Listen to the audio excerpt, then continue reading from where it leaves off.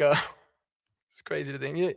Anybody that's like, dude, I mean, this Avs core, they won the Stanley Cup a few years ago, and they've been really close, man. They got bounced in in the second round, but they went to Game 7 2 years in a row. Like, they're close. They should just run it back. It would have been smart for them to run it back. Nobody was saying that.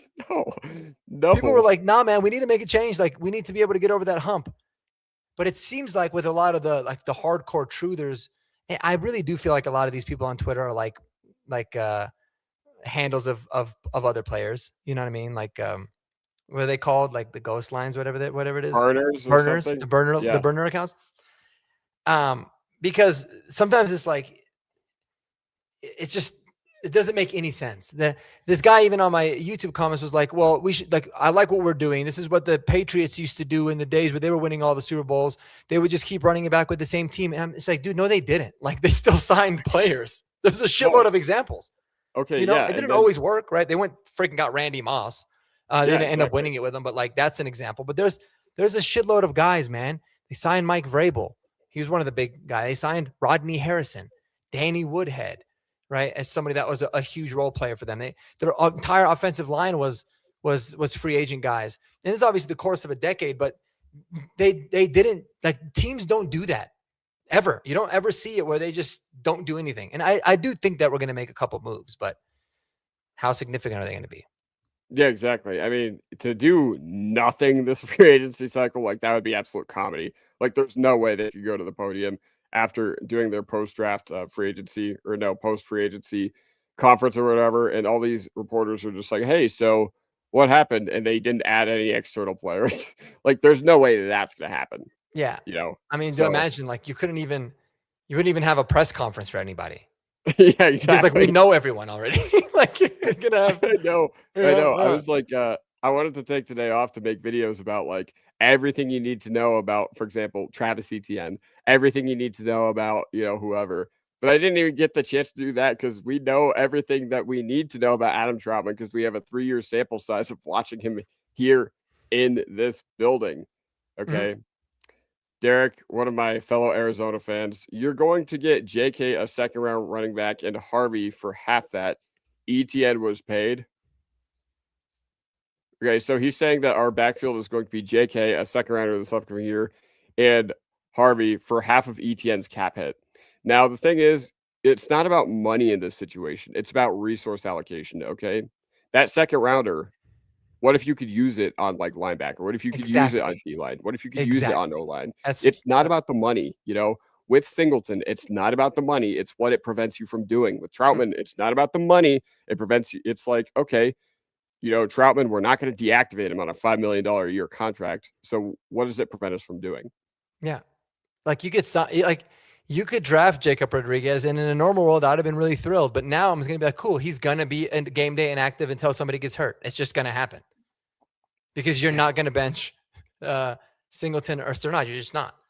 So you're absolutely correct. It's about what it prevents you from doing. Like, yeah, you're right. It is going to be cheaper than what we paid for Etienne. But, man, we could add Etienne and Harvey and then been able to add at other places with that second-round pick. We could have had a lot of flexibility. We could have traded out of it. We could have used it to trade up.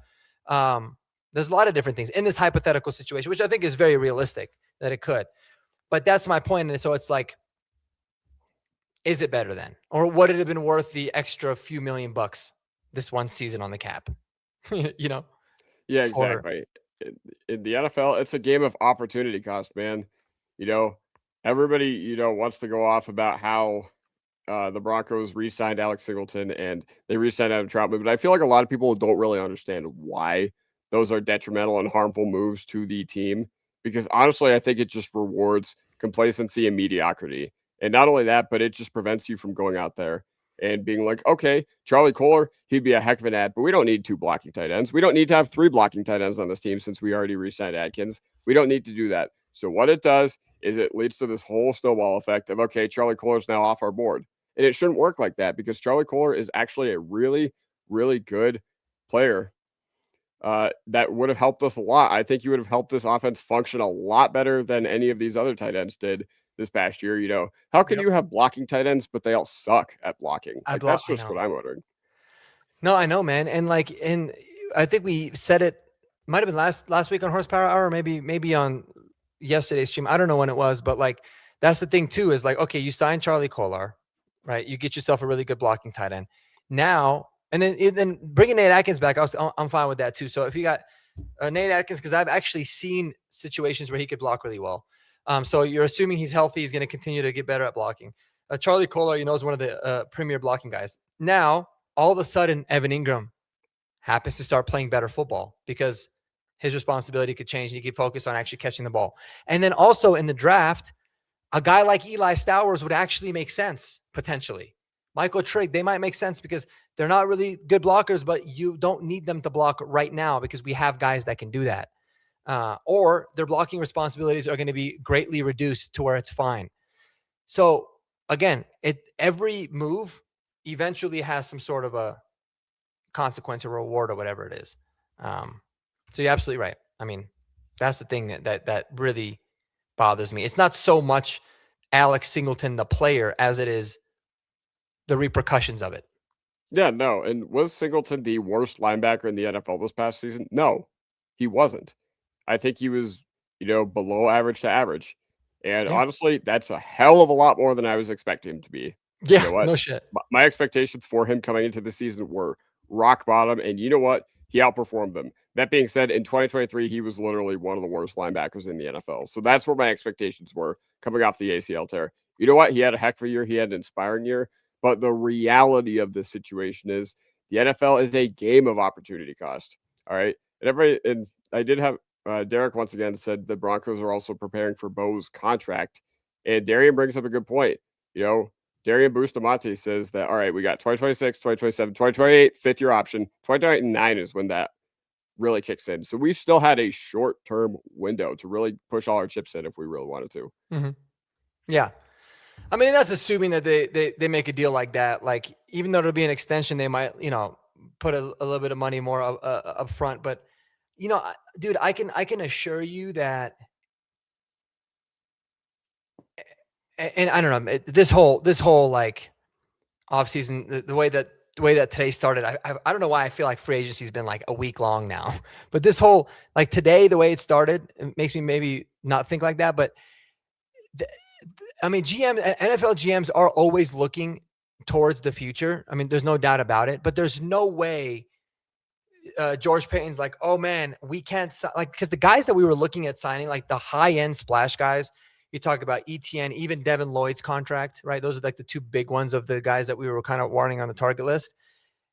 They really would have no impact as to what we end up doing with Bo next year. I mean, none. Our cap situation is going to be completely different next season. There's guys that we can offload and save a whole bunch of money with. Like, it has no ties to that. The real thing that you look at in the future of the team is always the draft. The draft is the most detrimental towards building out that pipeline more than anything. Yeah, of course. And a lot of people are talking about, what do you think we're freeing all this cap space for? You know what we freed up all this cap space to do? We restructured Quinn Miners so that we could re-sign Alex Singleton and Adam Troutman. That's what we did.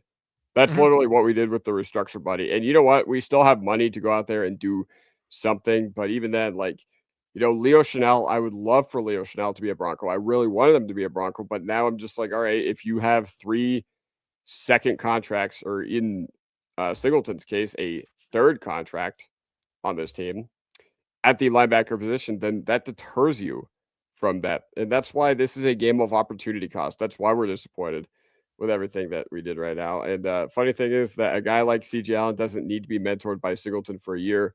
And now you're at the point where you're just like, all right, CJ Allen or Jacob Rodriguez at number 30, they're a heck of a player. But, we now have a glaring need at another position. So you don't even need to do that with, using your first round pick. Everybody absolutely rioted that Barron didn't play much this past year. Could you imagine if, our first round pick was a linebacker, off-ball linebacker, and they were getting like 2 snaps a game because the coaching staff just wanted to run it back with Singleton? Mm-hmm. Yeah, I just can't really make like a rational thinking. Like I can't wait to hear what Sean and George Payton have to say about it, but I'm also dreading what they're going to have to say about it. You know what I mean? Just completely dreading. Me too. because I know that when they go to the podium, a lot of the times it's kind of a bunch of nonsense. I mean, with George at least. With Sean, he actually gives you some dirt. He'll give you some Oh dirt yeah, every now and then. yeah, he But yeah, will. no. But no, I feel like, you know, what's gonna be I don't know what the press conference is, because, Yeah, I I know don't know. what George Payton's gonna say, though we like what we have. We like Yeah, our room. We trust our coaches to develop his skill set. But I'm curious to hear what Sean says because I feel like that's gonna give us a real cue. And one thing I wanted to say on horsepower hour that I didn't get the chance to say, I'm curious to see the dynamics of the room because, 100%. this feels like way, way different from what we had last year. Okay. Yeah. It feels way different in the offseason. Guys, day one last year, we signed Hufanga and Greenlaw. 2 days later, we signed Ingram. June, we signed Dobbins. So that was our free agency haul last year. Okay. Our free agency haul on day one this year took like a backwards approach. All right. Last year, that would be the equivalent of re signing Cody Barton and Javonte Williams because they were great culture guys. That's what this would have been like Mhm. had you done it, had you, just flipped the rules from 2025 to 2026. Yep. Yeah, no, I do. I'm 100% with you in terms of I felt like there was some sort of I don't know if it's a power struggle or some sort of miscommunication in the room there as well. And I'm going to be we're going to see. I mean, they were talking about George Payton was going to get his extension, and Sean Payton was like, "Man, he absolutely should." There's obviously I've been clamoring for that to happen since I got here, and they made it seem like it was pretty obvious. But just keep an eye out if something weird happens, and all of a sudden that gets dragged out a little bit, or something's weird because it felt like the dynamics were off. Everything about this was weird. Um, everything about it. It was very strange because again, if we only made the signs that we made yesterday before it started and we didn't sign anybody at all today, you would feel better about it because you're like, all right, they're still working through the process. But it seems like they literally just gave up. They didn't get their 2 targets. Okay. Resort back to the guys that we had and move forward. That's what it Yeah. feels like. And it's Yeah. weird. No. And it's weird, man. It just feels like, Todd says we can only hope there is some kind of plan. I mean, the first day of the legal tampering period has come and gone. And by and large, this is largely what the free agency class is going to look like. Now, there are some guys that are linked to Denver that are still out there. Like Chanel, I know, was one that was linked to Denver a little bit more before free agency started. But with like I said, with the linebacker news, I don't think that's going to happen. What else? There were a couple guys linked to Denver that I feel like are just now off the table because yeah, it's just real. It's just, I don't know. It's just not pragmatic. And, a lot of people said that last year we had holes when we took Jade Barron, when I was, literally thinking about, what would happen if we used our first round pick on a linebacker. But the problem is how do I put this? I feel like this coaching staff and this front office, I feel like there's a miscommunication there on, resources and resource allocation and how much this guy actually gets on the field. Like, for example, Evan Ingram, man, they made a big deal about going out and getting him. And then suddenly what? He plays 40% of the offensive snaps with only one game missed due to injury. Mm-hmm. It's weird. It's Very it's strange. it's it's really weird. It's almost like there's a blatant, hey, if we can't get a very specific type of guy that we want, then we're good just not getting anybody at all and figuring it out. You know what I mean? Like at certain positions, obviously. I don't want to take away from all the really good things that George and Sean Payton have done because there's a lot. There's a lot more Yeah. good than there is bad. Yeah. But when you start to notice trends, you're like, okay, this is just how they operate. It's just what they do. Like it's crazy. Like there's that they don't care about certain linebacker, like certain rooms or just being okay there, Yeah. And it's weird. It's really, really weird. But I don't know. I mean, there's this Jeffrey Essery on Twitter. This is kind of fascinating. He had said, I'll just copy and paste it into here. Go follow it. It's not my tweet, but it's easier. And it makes a lot of sense because it says one observation, the top one. It puts it in two. I don't know. One observation: Denver is returning 95% of their entire offensive snaps from last year's roster, and 92% of the defensive snaps. I don't have a good way to pull historical, but that is or has to be near the top of roster turnover and free agency era, near unheard of continuity, right? And I don't Mhm. think this is necessarily a spin because Oh, he is a staff writer for Mile High Report. But like, it is interesting because you're like, that doesn't usually happen. So that's pretty cool. But where my mind goes right when I see this is when you have teams that have a lot of success, there usually is a lot of turnover on their roster because other teams really want their players. The problem, the weird thing about the Broncos is we don't have that issue, dude. Like, no, and it's, I'm not even trying to joke about it. Like, maybe we just have a certain flavor of player that works for us that other teams don't care for, or there could be a multitude of things, but like, this could be a really good stat that he pulled, or it could be like, is that a good thing though? Because I remember, man, after the Super Bowl 50 win, our free agents, I mean, people were clamoring to get after our guys, right? And you knew we had a really good coaching staff because every single year, I'm talking about recently, every single year, other teams are poaching our coaching staff. That just tells you in and of itself, oh, other teams want we have a good coaching staff. Nobody really wants your players. Nobody really wants to trade for your players. I don't know, dude. I mean, that doesn't seem really like a good thing to me.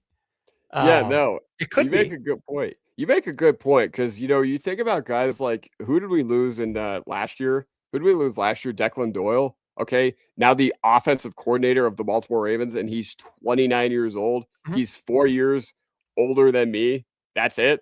It's And crazy. then you think 5 about the years other younger guys. than me. Yeah, exactly. Crazy. I thought you were like 27. No, I'm Wow. 34. I know, man. I That's know. okay. Young soul.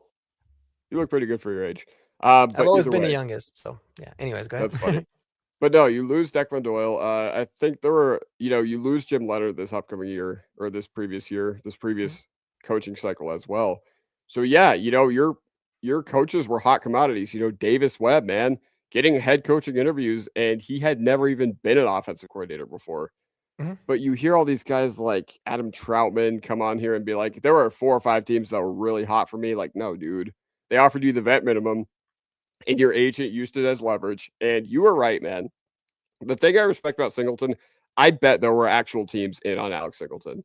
Okay. I bet there were actual teams that were just like, all right, cool. He could stabilize us. He could right the ship for a little bit. Nobody else wanted Adam Troutman. Adam Troutman is unplayable on what, 26, 27 other NFL teams? He is, dude. He is. Dude, he's never played for another team that wasn't coached by Sean Payton. Oh my God. I mean, ever. So yeah, Logan Hall, that is a good name. I mentioned him as one of the 5 guys that I can see the Broncos going after, kind of looking at it through the lens of George and Sean Payton. God, was I wrong in that video. But Logan Hall was my 5th guy. And so he could be. He would be like a rotational type of defensive end. A lot of talent. 2nd round pick out of Houston. A lot of very, very talented kid. Hasn't really worked out in Tampa. So yeah, maybe. Who knows? But at this point, it's like, all right, I've come to the terms now, I think, finally, that we're not going to really make a splash move. So I'm just like, well, what are we going to do? Maybe you'll surprise me, Oh my goodness. Logan Wilson is the most washed player in the league. Let's get 2 Logans, Logan Wilson, Logan Hall. Yeah, man. If you're not good enough for the Cowboys defense at the linebacker position, you're probably not good for a team with actual standards on the defensive side of the ball. Of course, I say that, and all we did was re-sign Alex Singleton. Dude, maybe the Cowboys were the team that were in on Alex Singleton. Yeah. You know what? Honestly, I said yesterday during our stream that would have been a good spot. I unironically think that would have been a really good spot for Alex Singleton. Just one of these dumpster fire of a defenses like Bengals or Cowboys. Yeah. I feel like getting a leader who plays fiery, I feel like that made sense.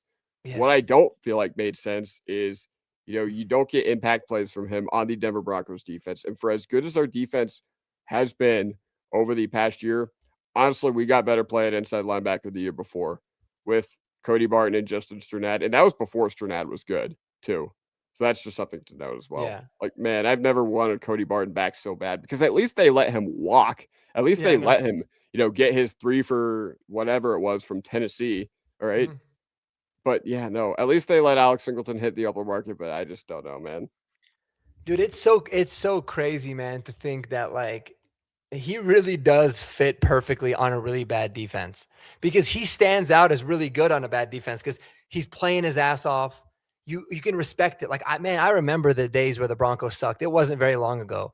And I would always at least appreciate the hell out of the guys that showed like they cared. Like what pissed me off is we lose like our 8th game in a row, and all the guys are like shaking hands and they're laughing with players after the game. And you'd have those like players that really weren't good players, but they were just pissed because they lost. And I was like, hell yeah. And yeah, a bad, like vulnerable, like linebackers that are liabilities don't really stick out like a sore thumb on bad to average defenses as they do on really, really good defenses like us. So, I mean, he would have been good on a really shitty defense. Yeah, he would have been great on a really shitty Like the defense. Jets would have Like, loved him. He would have actually oh, like given a little bit of a give a shit to a defense that looked like they were dead the entire season last year. yeah, of course. Like for one of these, yeah, I mean, he said Alex Singleton smiles after losing. Like, yeah, the Jaguars comment, I thought that was insane. I thought that was a terrible standard from the uh to set by your captain. But, at least I can appreciate that he does, for all the faults that we do have with re-signing him, at least he does, play his ass off. If there is any silver lining, you're keeping the band together. And you know what? Is that a bad thing? Not necessarily, but this isn't the MLB where resource allocation doesn't matter. So that's the problem. Okay. This is the NFL. Opportunity cost is a huge deal. Sternad and Singleton will not win us a Super Bowl. Inside linebackers, if you want to win a Super Bowl, and the Broncos are not making good business decisions at the Super Bowl. 100%, dude. Like, were the Broncos going to win a Super Bowl with their inside linebacker room this past year? They could have, but once again, you'd be foolish to run it back with your biggest liabilities. What do you think about this? Well, you know why they could have? They could have because they would have had the same room they have now, plus Dre Greenlaw. Yes. And maybe you're like, cool, we could still see a Dre Greenlaw next level. Like that's it, dude. Them signing Singleton and then immediately releasing Alex Singleton was like, or releasing Dre Greenlaw was like the most add fuel to the burning fire that was driving me nuts. Because even if you had all three of those guys back, you could still easily make the argument, okay, yes, this room got better because you're gonna bank on a healthier Dre Greenlaw, and maybe Alex Singleton continues to have a decent season 1 year removed from the ACL. For this year, you could have easily argued maybe we got better at inside linebacker. But when you it was mainly because you're optimistic about Dre Greenlaw having a healthy season. But now he's gone, and you're like, oh, I know exactly what the ceiling for this linebacker room is, and it's not very high. No, it is not. And you know what? Your only hope at improving an inside linebacker is Sternad becomes like the superhuman. Okay, that's the only way I could see like realistic improvement because Alex Singleton is 32, going to be 33, has already had an ACL tear that is not that far removed, only a year and a half since he has been removed from that ACL tear against Tampa in week 3. And then what else? You think about just all the other guys like Corette Reed, like Drew Sanders. Oh God, I don't want to hear anything about Drew Sanders this upcoming training camp. Please, please no. You know what? But there is part of me that thinks there is something there. I think it's because I want to believe that there is something there so bad. I think just because we had such a bad start to free agency, we're just holding on to anything at this point too. But yeah, if we won the Super Bowl and keeping continuity. Oh yeah. Would make sense, but we did. No, dude, exactly right. Like I think even if you win the Super Bowl, you still got to always look and say, okay, where can we get better? That's a natural thing. But if you don't win the Super Bowl, you need to treat your offseason roster construction in the same manner as if you won 6 games, realistically, because it doesn't mean that you need to make as many moves as like the Titans made today, but you've got to look at everything and say, where can we improve? And what can we do to improve it and go out and try to improve it? You can never just be like, well, we won 14 games and it worked out and we got most guys re-signed. So why not just try that again? Like it's a crazy thought. Like no teams do that. No one. Nobody does it. Everybody at least makes something, which like I said, I think we're gonna, but I don't know. It's weird because I have no idea where this team's even going to go from here. I have no idea either, especially when George and Sean were talking about how aggressive they were going to be. And you know what? Jeremy brought it up. Like, did they not try? I mean, no, but were they lackadaisical? Were they lazy? Absolutely. Because you know what? They laughed at the idea of giving Travis Etienne $13 million a year. Mike Kliss came on here. It was just like, nah, way too expensive. Okay. But J.K. Dobbins, who's never played a full season in his career, 1 for 8. Fully guaranteed, but 2 for 20 in total value. Man, yeah, we can do that. That's not egregious, is it? No, for sure, dude. And that's what I'm saying. That's why it's lazy. Because like if they came out and they said the Broncos kicked the tires on Travis Etienne, and it was a little bit too expensive for them. So then they pivoted and they went over. They never really were interested in Algier because they felt like Algier wasn't a fit. And then they looked at other guys like Rico Dowdle, and they realized that those contracts are going to be a little bit more, but because of what J.K. Dobbins brought and what they feel like they can get in the draft, they feel like they ended up going with J.K. Dobbins. Like that story makes more sense because that shows, hey, we went through this entire process and we ultimately ended up going with J.K. Dobbins. It would still be the same result, and I would feel the same way about it, but it would at least show like that's the normal report of a team that is trying. Free agency hasn't even technically started yet. And you're just saying we had one guy we were targeting, and if that didn't work out, we were just going to sign the guy that we could have signed basically in a month if we wanted to. It does seem like it was very minimal effort. And the same thing with tight ends too. Aussie always makes me fucking die, man. Are we worried? Are we worried as Sean is aging, he's becoming more worried about shit? Like he's worried about going to the store, getting mugged by some hooligans. And that's totally, dude. You know what? He actually did admit, that he thinks about the risk more than the reward as he gets up there in age. Now, what changed from 365 days ago when you signed Greenlaw Hufanga to now? I don't know. I genuinely don't know. If the difference is that you went to the AFC Championship last year and you went, and last year you got, or this past year I should say, and last year you got bounced in the wild card round of the first game, then that's crazy. Oh wow, only 7 viewers now. Well, across everywhere this is streamed, we have 128. So I hope you're happy, Jerry. But yeah, no, either way, he almost did this with Lil Jordan Humphrey being his wide receiver 3, LMAO. See, this is the thing. People forget we're not that far removed from Lil Jordan Humphrey getting that snap share in the AFC Championship.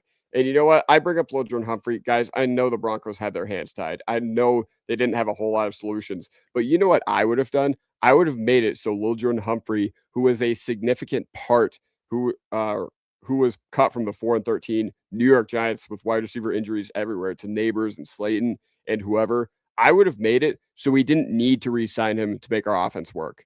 I would have made it so where he was not an integral part of our depth, to where he's not playing 74% of the snaps in the AFC Championship. Yeah.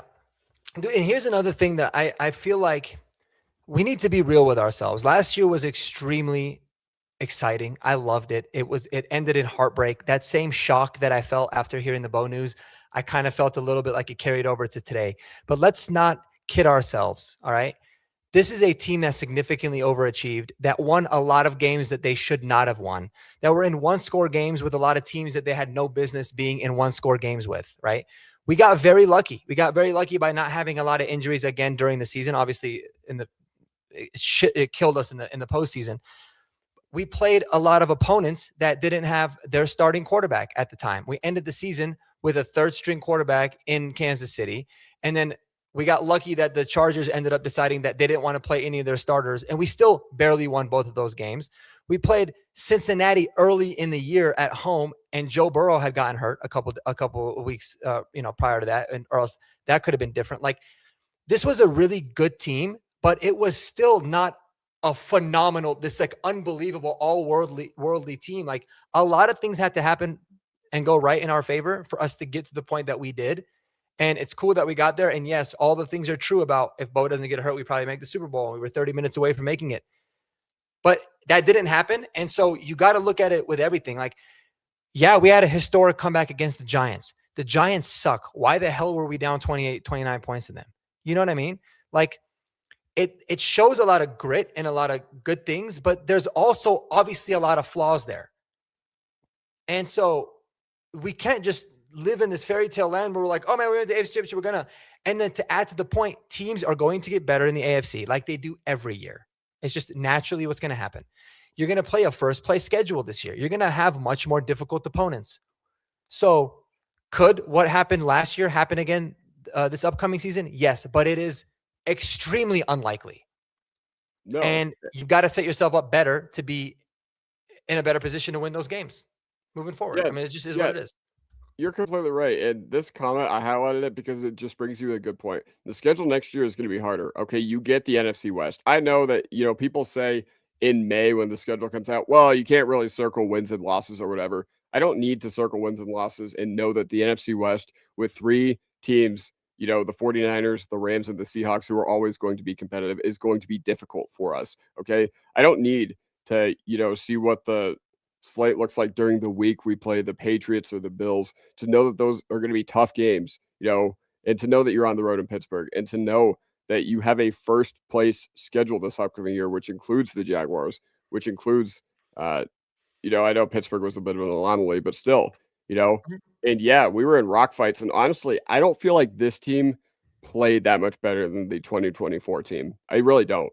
I think they were better, but I feel like this past year you hit less explosive plays, you generated less turnovers. While I do think you were a better down-to-down team, and I thought you were more consistent on certain areas of your team, I thought special teams was a marginal step, or a huge step back from the 2024 team. What I'm trying to say is I feel like this team was not that much better than that 2024 team. No, the only difference is that they were a very clutch team this year. And they were very not clutch in 2024, which I know is important. But in 24, when we played bad opponents, we would murder them. We beat the fucking piss out of them. We wouldn't do that this year.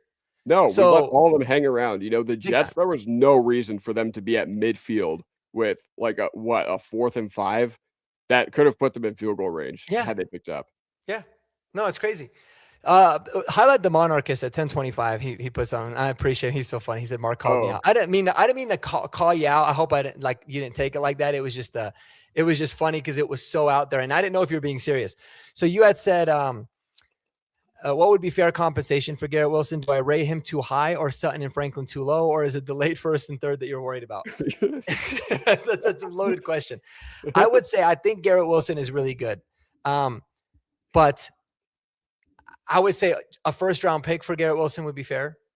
A 1st-round pick and Sutton for Garrett Wilson, maybe. I mean, I still probably wouldn't do that. That's still a lot. I think for me, it's one of those where you're like, okay, you're putting so much on Garrett Wilson being an absolute behemoth of a receiver for you, because you're getting rid of Sutton, which I think that there's a clear upgrade between Sutton and Wilson, but then also Franklin, which I think he's still very much an ascending player. People don't talk about just the huge step he took from year 1 to year 2. And imagine if he does that from he doubled up on he doubled his receptions, or tripled his receptions, tripled his touchdowns, and tripled his yards. So, you're taking away that possibility. He's only 21 years old still, or 22 maybe. Wow. And in addition, a 1st and a 3rd, that's way too extra, because you're going to use one of those 1st-round picks, that you would have used one of those 1st-round picks to get a receiver. So now the 2nd-round pick that you have, you'd use that to get a receiver, and then you're still not filling other needs. So to answer your question, it's probably the 1st-rounder and Sutton. That's the 1st-rounder and Franklin. That's too much for me in that one. I just wanted to answer that, but I appreciate you asking it. Yeah, no, Monarchist is also a great follower, so I love seeing you in here as much as I can. I hate the whole we didn't overpay. Like, you just overpaid Troutman and Dobbins. Just because they weren't external, that doesn't mean we didn't overpay. You're correct. You didn't even let Troutman hit the market. You set the market for him, which I think is just ridiculous. Okay, there's nobody else that was going to give Adam Troutman a 3 for, what was it? 3 for 17, right? Sorry, Tito's hitting me a little hard right now. Oh, but Tito's, bro. That shit reminds me of college. I think it was 3 years. 3 years, 17 million. Okay, or 18.5. This reminds me of when Chris Bryant signed with the Rockies. And disclaimer, I don't follow the Rockies. They have not earned our trust as a fan base or our attention span like the Nuggets, Avs, and Broncos have. That being said, this reminds me of when Chris Bryant was just like, I wish I had done a little more research before I signed with the Rockies. You know what? Fuck you. You know why? Because nobody else was going to pay you that ridiculous contract that the Rockies did. It was 7 for $210 million, where he had injury concerns and had been a declining player for years. So when Adam Troutman comes out here and you set the market for him, you're not reacting to anything. At least with Singleton, I do respect the fact that they let him hit the open market, because had he gotten an egregious offer at 10 a.m. Mountain Time from another team, he would be on another team. That's just the way I see it. But the fact that you set the market at one of your weakest positions on the offensive side of the ball, that's just the bigger problem. Yeah. No, I agree. I agree. And dude, I didn't know Chris Bryant said that about the Rockies. The real answer to that is the Rockies should have done more research on your ass, bro. Like, are you out of your mind? You're like robbing this franchise, 200 million bucks or whatever. You don't even play. Yeah. Anyways, it's asinine to think. But again, man, like, yeah, it doesn't seem to make sense. Like, as if they knew what the blocking tight end market was going to look like. They were so confident in what it was going to look like, and they just went a slightly bit lower with with Troutman. Is crazy to think. Like, I bet you they didn't even know that a blocking tight end, Johnny Munt, was going to be released today. And maybe that could have changed a lot of things. Maybe you would have felt like, oh my God, he's actually better. But now you're like, well, we can't sign him, even though we think he's a better blocking tight end, because we already spent our blocking tight end salary budget on Troutman. It just, a lot of it doesn't make sense, man. Like, again, I don't think that you were really going to be very much at risk of losing Adam Troutman had you waited 12 hours to sign him. No, You know, trust, like, plus also there's like a human element in this. All right. If somebody, if you get equivalent offers from the Broncos and another team, your stuff's already here, your house, whatever, is probably already here. Yeah, This team, this city. You don't want to have to like go through moving and all that. So like, why of would you course. want to relocate? Why would Yeah, you want to relocate if you were just given the same offer, uh, by a similar team? I don't know. But either way, we talked about Bellinger and Charlie Kohler. They both got 3 for 24, like 3 for 24 contracts. We're waiting to see the guarantees on that. But I'm going to be so for real. I would rather have those guys. I'd rather have Charlie Kohler at, what's double 3 for 24? 3 for 48. I would rather have that because I feel like that his role would be at least kind of worth the chance for the Broncos to see what they have. Now, would the production be worth it in the receiving game? No, absolutely not. You don't pay 48 million for over 3 years for, 150 yards a year. But based on what they could have provided, like I wasn't in on Wandale. I wasn't in on Wandale because I feel like the production wasn't worth it. But, if you sign him for 16, 17 a year or whatever he ended up getting, I think he was actually like 4 for 78 from Tennessee. Had you re-signed him to be that third down specialist and you don't have to deal with those issues on third down anymore, maybe that could have been worth it. Who knows? dude, I'm telling you, never in the history of any sport, especially the Broncos, have I ever followed where I'm like, God, that guy's really good at his designated job, but man, we paid him too much. Yeah. Like, if we signed Charlie Kolar to an egregious contract, you're like, whoa, that's a lot. But he was really good at blocking like as a blocking tight end. He was just really good at that. Then you'd be like, and the team was having success. You'd be like, hey man, he's worth it. Or you probably wouldn't even talk about it because he does his job really well. And so, yeah, I mean, obviously that's a really like extreme comp because in no world was he going to get 48 million. But I get exactly what you're trying to say is like, spend more if you know that you're going to actually get someone that's good at that job.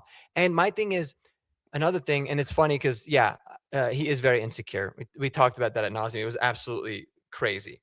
But another thing about it was, I feel like when they came out and said, yeah, there was 4 or 5 teams that were interested in me, but we really decided to stay here. Like, if that was really the case and you felt like it was going to be a bidding war, then the first thing that I would have done is fire my agent, because the agent's job is to say, dude, we have a lot of people looking for your services.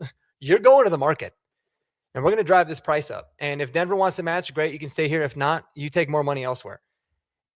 And that would have been exactly what he would have wanted to do for his client. It's not like Adam Troutman's made a whole shitload of money compared to a lot of these other players. This was really his first big contract in NFL terms. So it's like, who are you kidding? Either you have a terrible agent or you're just trying to bullshit us. And I don't think your agent's terrible because he represents a lot of players. I looked him up, very well respected agent. So you're just insulting my intelligence. And that's where I get really, really irritated. Yeah. All right. What do you think the Broncos are going to do in free agency day 2? Honestly, I'm out of ideas. Like, just being so for real, I'm out of ideas on what they can realistically do. And that is the hidden cost of going in on a guy like Nate Atkins, or not even him, but like that's the hidden cost of going in on I'm trying to think. Who am I trying to think of? Adam Troutman. That's the hidden cost of going in on a guy like Alex Singleton is, all these guys where you would have been like, all right, that's a good budget signing. No, now it's no longer a fit. Like DeMarco Jackson from the Chicago Bears. That's another one I brought up. I don't think he's been signed by a team He yet. did. He signed back with the Bears Oh, 1 shit. year, $7.5 million on a 1-year deal. Pretty solid Hey, for him. good for him. But either way, the Yeah. point stands. Like these budget guys, like, I'm out of ideas because they're gonna look at what you just did. A linebacker, if a linebacker who is like projected to make 3 to 4 million a year on the open market sees that you signed Strnad and Singleton to new deals, they're just like, why the hell would I go there? Am I gonna get any playing time? They're gonna look at Yep. the snap share and be like, what? Yeah, I think realistically, you're gonna look at somebody that, that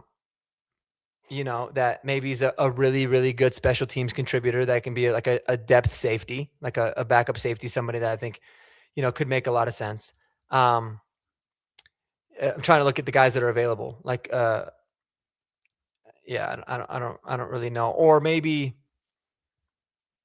I mean, hell, do you maybe if you can get them for really cheap, which I doubt that you can, but like, does someone like a Darren Waller make sense, right? Because now that you've God. shored up your blocking tight end role, maybe you want to add to the top end and let Darren Waller and Evan Ingram maybe compete, because I don't think Evan Ingram has a guarantee like option part in his salary like Greenlaw did. Because Greenlaw, if he was on this roster in a week, we would have owed him $2 million guaranteed for this year. So that's a part of what goes into it. I don't think that's the case for Ingram. So maybe you can bring some top half competition. And it doesn't have to be Darren Waller, but like somebody like that. But that's the kind of things that I'm looking at. Like, obviously Cam Jordan, I think makes a lot of sense. As a perfect stopgap kind of bridge player at the defensive end position in case Savion Jones and those guys aren't ready. David Njoku's still available. It could happen, but again, I don't foresee it. Logan Hall's another guy that makes sense. So yeah, I don't know. This name makes the most, like, I'm like, oh, I can see that. Like Calvin Austin III, the wide receiver from the Pittsburgh, right? A lower end, we were looking for the lower end. Maybe he could play special teams. He has some explosion, but that's really what you're looking at now, because the moves that you made, I think, take you out of the sweepstakes, not just financially, but just from it making sense. Like, it's not an attractive place for a lot of these guys to come now because you don't really have obvious holes. I mean, at least not on paper. You do, but it doesn't appear as such. So that's kind of where I'm at. Also, what was your reaction to that? I'm not going to name drop the certain beat reporter who said this, but what was your reaction to the guy who said, "Oh, the Broncos are interested in Kendrick Bourne"? Or what was the your reaction to when he said, despite trying to sign Travis Etienne, they're really in and really interested in re-signing Jaleel McLaughlin? Oh, That dude, made me fucking like, I don't know, man. I don't understand how these guys get jobs like that. I had to make that public service announcement video on my Twitter, man, because it was like, it's like, dude, there's a read the room moment, right? Like, even if I worked for the team and my job was to PR glaze and try to, like, put out fires and stuff, I would never be able to get myself to be like, oh, okay, the Broncos just missed out on a prize free agent possession that everybody wanted. Let me bring up Jaleel McLaughlin. Like, how about we just hold off on that for a couple days, because it makes nobody feel better. Not one person in Broncos country was like, oh my God, thank God. Okay, we missed out on ETN, but we might be able to get Jaleel back. So that's great. Like, nobody was thinking that. And that pisses me off even more that they had the balls to even say it. Is so magnificent to me. It's like, dude, you don't have to say anything, or you can just be like, Travis Etienne was a little bit too expensive for what the Broncos wanted to spend, and just keep it at that. That in and of itself is annoying enough. But to say, oh, Broncos are interested in Jaleel McLaughlin, you're like, really, dude? Now this is when you bring it up? Like, that's crazy. That's crazy. Yeah. It's like that person at a party where, like, let's say you're at a wedding and the cake falls and it gets all over the bride's dress, and you're just like, well, at least it wasn't wine or ketchup or something. You're like, dude, just shut your mouth right now. Like, read the room, bro. Like, don't bring up Exactly. Jaleel. You're asking for people to get into your comments and absolutely roast you. And then don't come at us and be like, Broncos country is really rude or they're really freaking out. Dude, you're saying stupid shit. Like, just don't say anything about Jaleel. That's not going to happen for a while anyways, probably, whether it's with Denver or somebody else. Like, nobody's thinking about Jaleel McLaughlin right now. It's crazy. Yeah. Yeah, no. And like, what was your reaction when they said they were in on Kendrick Bourne? Because that was something I did not want to hear. I don't think anybody else wanted to hear that. I Yeah. was like, are you So shitting honestly, me? that one, I wasn't really surprised. I was surprised that it was mentioned like this early, and he actually got a deal. I wasn't surprised because I felt like the whole time, unless we traded for a receiver, the type of receiver that we were going to get is probably a lower end guy. Like you think, we got Trent Sherfield last year. The year before, I forgot the name of the guy who ended up getting shot when he was here, and then he went to Reynolds, yeah. Yeah, Josh Reynolds. So those guys make sense. Like I was fine with the Trent Sherfield signing last year. I was like, cool, if he's a really good special teamer. Didn't work out fine, no problem. Josh Reynolds too. So I felt like that was the move we were going to go. And I was good with that because I've always said, realistically, to make our wide receiver room better, you need these guys to develop. That's just how we've built it. And by having Sutton as the wide receiver one under a big contract, you're basically giving yourself only one opportunity. So I was totally fine with Kendrick Bourne. I actually like Kendrick Bourne too. I think he's a pretty good receiver. So I would have been fine with it. But had that come after the news of like Broncos were really in on Alec Pierce, which, disclaimer, I was really high on him and it would have been exciting, but I wasn't like, oh my God, we need Alec Pierce. But it wasn't like there was reports that came out that said Broncos were really in on Alec Pierce, but they just missed out on him. And then the Kendrick Bourne thing dropped. That would have been a little bit more annoying. But right after we missed out on ETN, like within minutes, they're like, Broncos have expressed interest in bringing back Julian McLaughlin. And you're just like, oh my God, dude. Like I would have almost rather you said that before the ETN news. But yeah, piss and glitter is just like what up Snapper said. Like, yeah. Piss and glitter. That's one way to put it. No. How do y'all feel about getting Josh Jacobs? Dude, if it's for a vet minimum, I'd be all for it. Or no, not even a vet minimum, but lower end deal, I'd be all for it, man. Can you imagine Jacobs, Dobbins, Harvey, and maybe a rookie or a UDFA or whatever? I'd be excited about that. Yeah, Emmanuel Wilson too, man, from the Packers is a really good player, and he's somebody that I think could help elevate the room. Like I do like the idea of getting another running back. Emmanuel Wilson, or some people were saying trading for Devon Achan's backup, Jalen Wright, like those kinds of guys, intriguing, right? A lot of, potentially a high ceiling. There's still a lot of potential. They're young guys, and they're break glass in case of emergency when J.K. Dobbins gets injured. And then you don't go into the draft feeling like you have to draft a running back.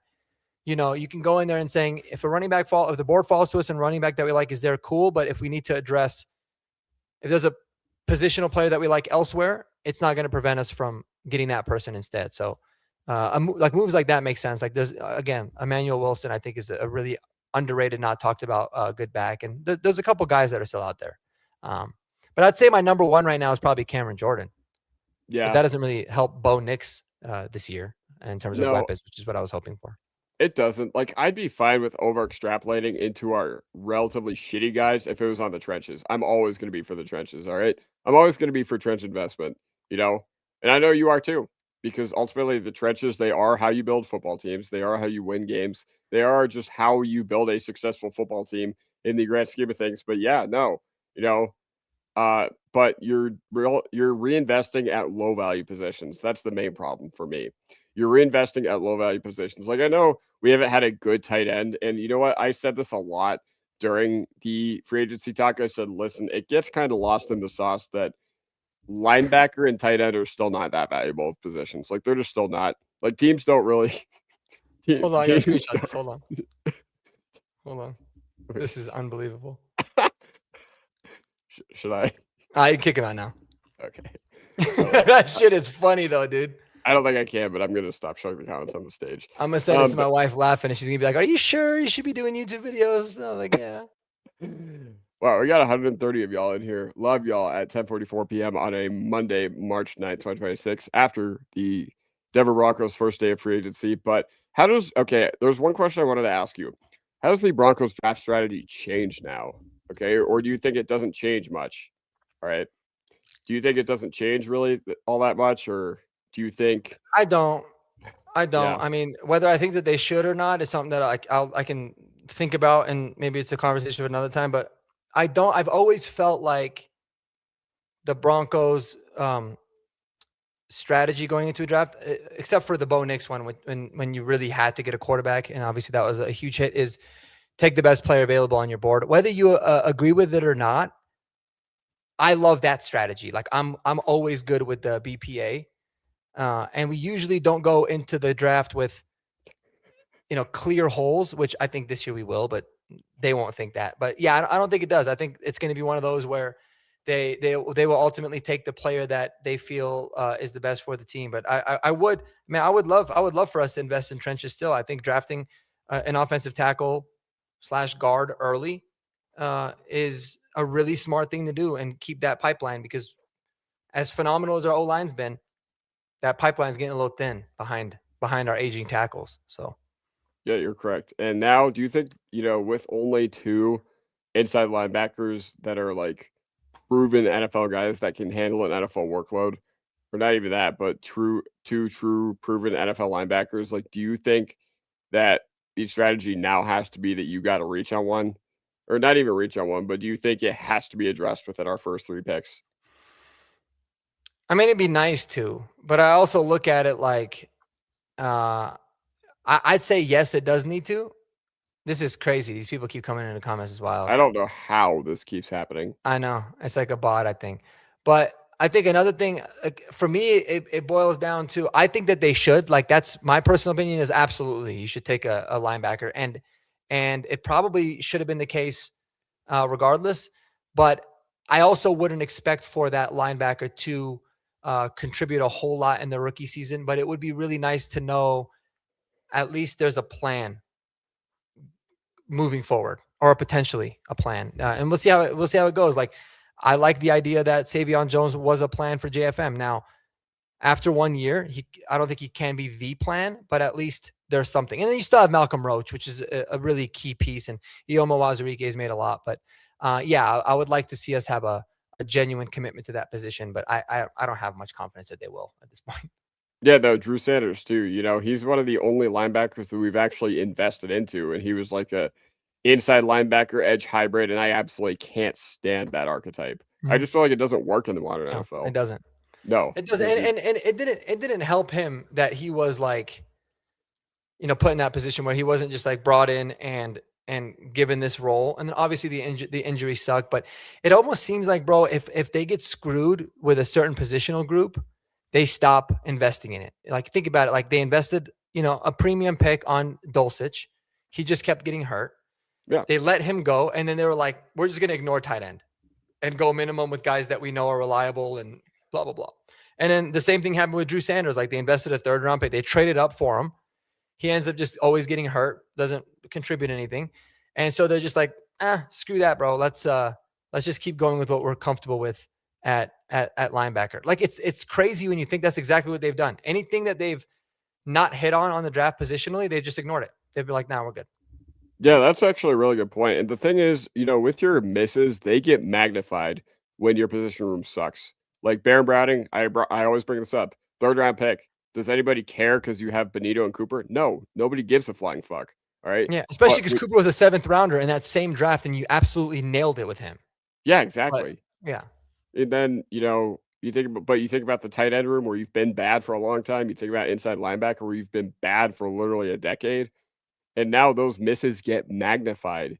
And that's why we're always talking about running back, inside linebacker, and tight end being all these needs for the Denver Broncos. And it's just infuriating. It's yeah. infuriating that, during the AFC Championship, one of my first thoughts walking to the parking lot after the game was, man, I can't believe that happened. But it'd be really, really a missed opportunity to bring back all these same guys that I just had to watch on the field. Mhm. It'd be a huge missed opportunity to, run it back with all these horrible guys like Troutman. I saw him lined up out wide like a lot during the Mhm. AFC Championship during the game against the Buffalo Bills. And Yep. I was like, you know what? I can't wait for us to actually upgrade at those spots. And not only did we not upgrade at those spots, we actively gave a raise to complete non-factors. No, I know. This is crazy, man. I think we're actually really onto something, because it continues. So think about the three positions that have been neglected the most, right? It's been running back, tight end, and inside linebacker. And where were our draft misses? We missed on Drew Sanders, right? We missed on Greg Dulcich, and then Javonte Williams kind of, he was a bad injury. He's obviously turned it around, but we didn't get nearly what a second round pick should have gotten as a running back. So it's like we almost just punted. Now I know we drafted RJ Harvey in the second round last year, but it's kind of crazy to think that, like, man, they get burned and then they end up just forgetting about it and continuing to build elsewhere. It's kind of Yeah, wild. you're right. You're right.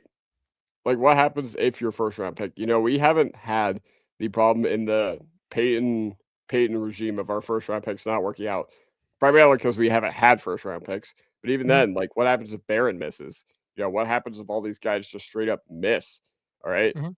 What happens if, in a couple of years, I don't know, let's just say Jaquan's not as effective or Riley Moss isn't as effective and Johnny Barron's not effective either. That miss is going to be magnified and you're just gonna be like, what in the world are you doing? Yeah. I don't know, And man. and dude, to their credit, I mean, you look at George Payton's track record in the draft, he's been phenomenal. I Yeah. mean, he really has been fantastic. Nobody's going to be perfect, but like he's nailed a lot of these picks, and I mean, you got to give him credit for that. And even some of these undrafted guys, but we have a lot of of really really good players that were drafted. But yeah, I just wish that we had shown a little bit more. Um, I just wish we had shown a little bit more. And here it is, Chuck Hartman music. Teams are built through the draft, not through free agency. Dude, I get it. I'll say this again. It's like exhausting. I'm not saying that the Broncos needed to go out and spend more than anybody and sign 10 guys. We were asking for 2 or 3 dudes that would replace guys that we felt like we've watched on this team for several years now. And we know we're pretty damn confident in not just watching them on the TV, but they're all 22 a million times that they're not very good. And we were hoping to get replacements for them, not the big level, the high level, $100 million replacements. Just those 3 guys. I agree with you. It is built through the draft. But when you don't address those, now your draft strategy is going to ultimately change because your draft strategy now is like, oh, we can just go at a completely, different direction than we would have had we actually felt like we upgraded. So I agree that it's built through the draft, but you can still upgrade your positions through free agency with much more known commodities that you've seen play in the NFL. It's a lot easier to do that. Yeah, of course. And like I said, I wasn't one of these guys that came on here. It was just like, if we don't get Devin Lloyd, our season's done. If we don't get Alec Pierce, our season's done. I was one of those guys that was like, all right, I want to upgrade our role guys. I want to upgrade the guys that, like the Adam Trautmans of the world. I wanted to get like a Charlie Kolar because at least, with a blocking tight end Kolar, you can be certain that he's going to be a good blocker, right? I wasn't asking for them to go out and make a million splashes and trade all their first round picks and, go all in and, trade for all these great guys. Like I wasn't asking them to give up, 3 firsts, 3 seconds for Trey McBride or anything like that. I was just asking them to not run it back with the same scrubbalicious dudes that we watched over the past 3 years. Yeah. That's just all I was asking for. No, for sure, man. And dude, think about it. Like, had we gone out there and just recklessly spent, I think it would have been exciting. All of us would have been talking about how exciting it is, right? But we would have been like, dude, this better work. Like, you better win the Super Bowl, or else you're screwed. But I would much rather be talking like that and being like, all chips in the table, man. Let's go ahead and get this, than being like, no, let's just sit there with our, tail tucked between our legs and hope that we get lucky as hell and are able to get back to the position that we got to last year again. I would much rather the former than the latter, to be honest with you on that. Yeah, of course. Some draft talk going on here right now. They don't address linebacker, running back, tight end last year. I wouldn't say they didn't address it, but I think the way they addressed it was pretty laughable at the end of the draft because you came out of the draft with Harvey as your only running back of note in free agency and the draft. You did sign Greenlaw. You did sign Ingram. So I respect the fact that they at least tried with those. Yes, big time, Okay. Of big course, time. Ingram, Greenlaw will debate forever. Like, I think he's going to be heavily debated forever in Broncos country. It didn't work out here. That's just the reality. Like a 1-year signing and getting cut after the first year, or 3-year signing and getting cut after the first year, it's a miss. Whatever. We can always debate the reasons, but at least I respect the fact that they tried. I Hmm. respect the fact that they were just like Cody Barton. You were not good enough for us last year. Hmm. We have standards. We want to build a championship team. We Hmm. have, all this. So I don't respect the fact that they're running it back with Alex Singleton. I just don't. I flat out, especially because I'm like, what changed 365 days ago? Yeah. No, dude. And remember last year at the owners meeting? Or I don't know. It might have been the owners meeting or whatever. But it was in the offseason, like around this time. Sean Payton sat down with Kay Adams, and he'll spill the beans with Kay Adams. Oh yeah. And she kept asking about this Joker role, and he would like kind of brush it off, but he'd say, "I think that our needs for this team is up the spine of the defense." Right? He said that's where I feel like we have our musts in the draft. And at that particular time, our linebacker group was Cody Barn, who we let go, Alex Singleton, and Justin Cernat. Those were our linebackers. And he was obviously talking about safety as well. So we addressed safety with Hufanga, nailed it, hit it out of the park, phenomenal signing. And then you address linebacker with Greenlaw. Cool. You fast forward a year later, Greenlaw's out of the picture, and the same two guys that you were saying you clearly needed to upgrade last year, now you're committed to both of them. What really changed? Like, did those two guys show you anything of substance that was like, oh, we don't have a need there anymore based off of this last year? I don't think you can confidently be like, yeah, I think Sternad and Singleton were so great that, we don't have a need anymore. Like, that's where I'm like, who are we kidding right now? That's why it doesn't make sense to me. Yeah, no, Sternad had a hell of a year. I will say that. Yeah. Sternad played fantastic this year, especially what I was expecting from him. And at the end of the 2024 season, I was like, this guy is one of our biggest defensive weaknesses. But yeah, no, Singleton, like the fact that you saw what you did on the field, like at some point, on-field play needs to be considered here. Mhm. At some point, on-field play, I don't care how good of a guy he is in the locker room. And this is where I guess I just differentiate from a lot of Broncos, analysts that are paid to talk about the team and are paid by his agent to spew certain things and certain narratives, is because I'm going to come on here and I'm going to keep it real with you. I can appreciate what Alex Singleton did for us last year. I can appreciate that it was an inspiring season. Is he good enough to fit the standards of a defense in a Super Bowl window? No, he's not. He just flat out isn't. Mhm. And he's going to be, you reinvested into a 32, going to be 33-year-old that's already had an ACL tear, who's terrible in coverage. So it's like, we are hamstringing ourselves. We're actively hamstringing ourselves. Yeah.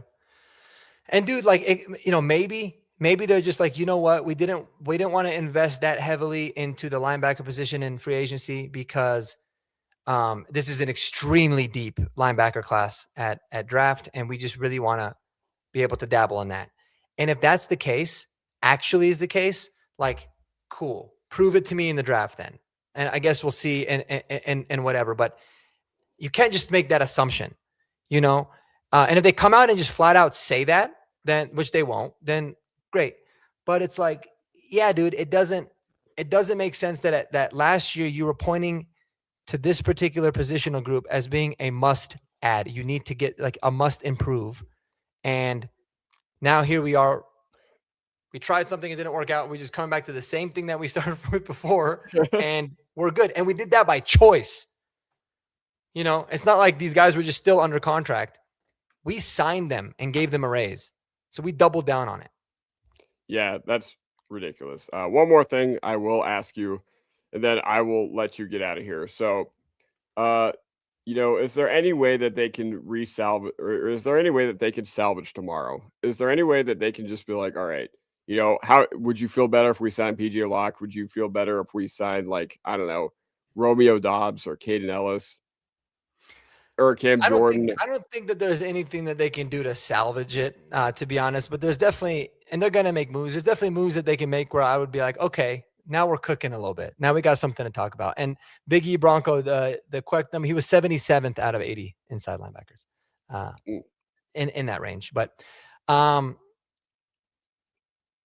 who would it be? Again, like, I don't think that this will happen tomorrow, but I think signing Cam Jordan would be a really solid move. Something you'd be like, okay, I can see the vision there. It's something that makes a lot of sense. He could be a really good mentor and stopgap for this team. I'd be intrigued by Juwan Jennings because I would look at him as a very much a do-it-all receiver, someone that wherever you need him to play, he can play it. He's a premier blocking wide receiver that can be very productive. So it's not like you're bringing in Sherfield, who's a really good special teamer and could be a blocker. And he didn't end up being that, but at the time, that's what they were thinking. This guy's actually a good receiver, tough as nails. Don't necessarily see it happening. And then, another one is maybe some of those tight ends that we mentioned, right? If Dallas Goedert's still out there, he's available. David Njoku, Darren Waller. Bring me somebody that's got a little bit of excitement to his game and can give you a little bit of production out of that room. Those would be a few moves. It doesn't have to be all three. So don't come at me being like, oh, yeah, do you want us to sign 10 other guys? Those are just a couple examples of, maybe one or two signings where I could be like, all right, now we got something to work with and we can kind of reevaluate at that point. But curious your thoughts there. Do you have anybody in mind? I mean, Cam Jordan is one of them. I would just really like to see him. Like, no, there's no way you can salvage this because I think this free agency cycle, had you not brought back Alex Singleton, I would have just been like, great addition by subtraction. But you brought him back, and that's just the reality of it. And now, after they re-signed Alex Singleton, I was like, all right, cool. There's really nothing they can do to like make me think that they actually had a good free agency cycle. But yeah, man. Last thing I will ask of you is just what do you have to say about this? He's a box linebacker, should be easy to scheme him, not covering man. He is the brain of the D. Think about, he's the communicator. He's the main communicator that aligns everybody. But think about how many poor positions he put us in, putting himself one-on-one with Saquon Barkley, putting himself one-on-one with Jonathan Taylor, with Tyler Warren. Like, yeah, I don't know. We've talked about Alex Singleton's, the idea and philosophy of not bringing him back, but I feel like we need to revisit his play. Yeah. Real quick. Well, and dude, how many times, like when the defense was leaky or where they would give up some of those explosive plays, especially later on in the season last year, how many times would everyone in the defense say it was just communication issues, or Vance Joseph would say, it's communication stuff. We just got to clean it up and be able to communicate better on the back end. Are we just going to forget about that? But that wasn't communication from Singleton, even though he's the green dog guy.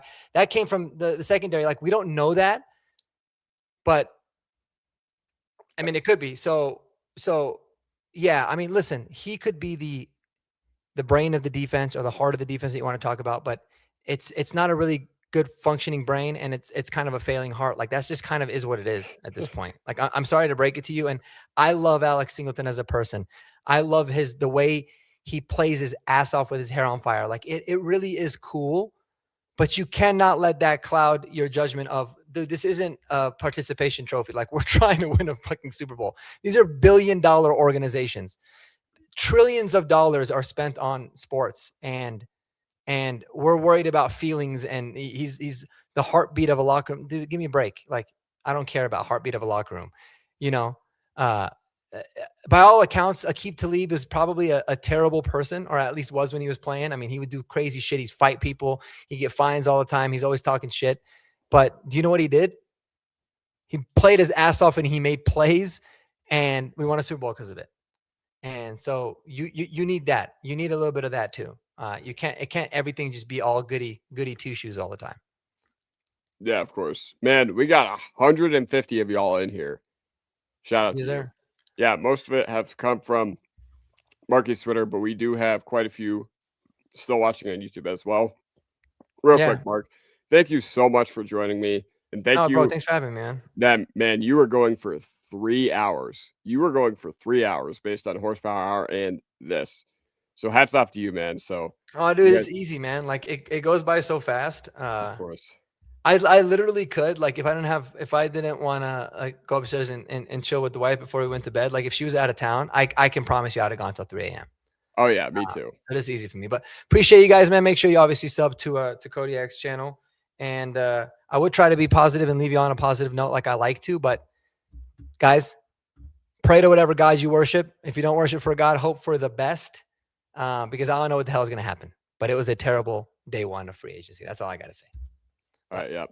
But everybody in the chat, you guys were on fire tonight between here and horsepower hour. So, that was awesome for y'all tonight. And I just want to say bye to y'all real quick. D-Rock, Darian, Biggie, and just a few other guys. So, Todd Feinberg, or whatever your name is, David, BK, Chuck, y'all were fantastic. But either way, I loved watching it with you guys tonight, and I will see you guys next time. Peace.